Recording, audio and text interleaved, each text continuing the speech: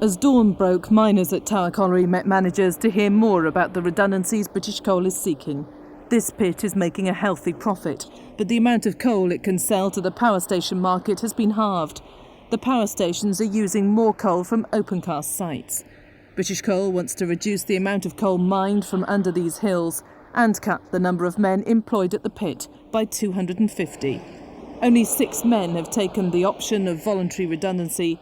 The rest say British Coal is threatening to, in effect, halve their pay.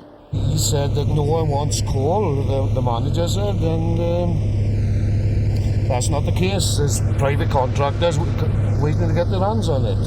There's no pressure to me because we haven't lost anything yet. But I'm going to stay till the end. I'm not going to be forced out. At the moment, jobs are hard to come by outside, so I'm going to stick with it and see what happens.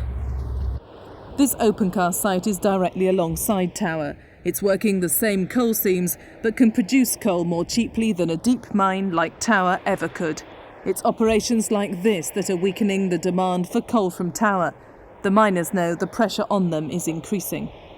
We'd rather come to work for £200 a week, as we are now, and fighting for the principle of keeping the pit open, than to take our redundancy and be seen to the rest of the people in the country that miners would rather have the money than the colliery. We want the pit. We want a future.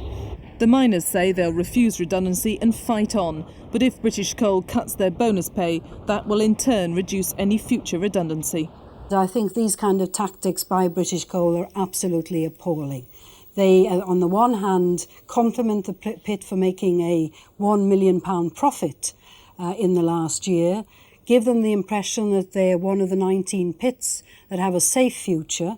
Michael Heseltine talks about subsidies, and then nothing. The miners know that in the coming weeks, pressure on them is likely to increase.